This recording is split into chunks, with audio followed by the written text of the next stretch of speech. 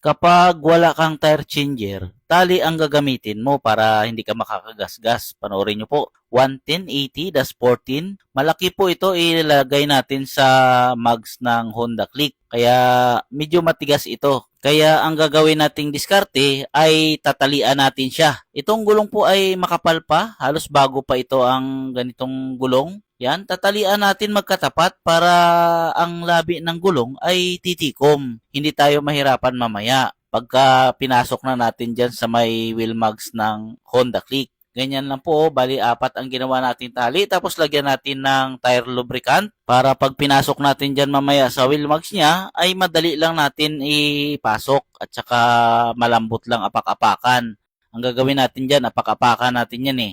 Ganyan lang po ang diskarte. Lagyan ng tire lubricant paste.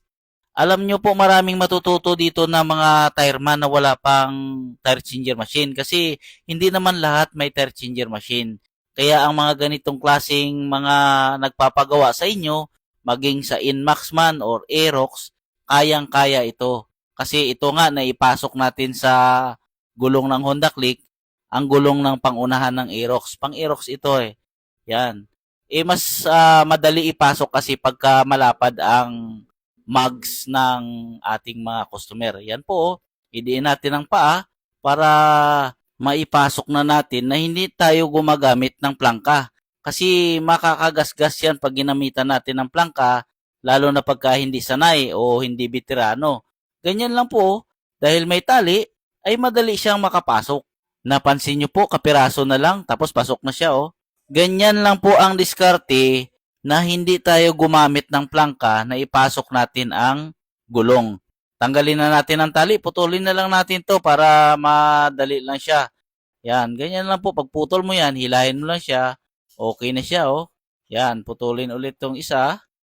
Pagka naputol, hila ulit para hindi na siya maiwan. Ganyan lang po kadali. Kaya maraming matututo dito na walang mga tire changer machine. Itong diskarte na to ay talagang kapaki-pakinabang na hindi na sila aayawan ng customer kasi ay nagawa nila ng ganito na hindi nagagasgasan ang mga mugs ng mga customer. Mapa Inmax man, Aerox ay kayang-kaya ipasok ang gulong dahil tinalian natin. Yan po, lagyan na natin siya ng hangin para maikabit na natin sa motor.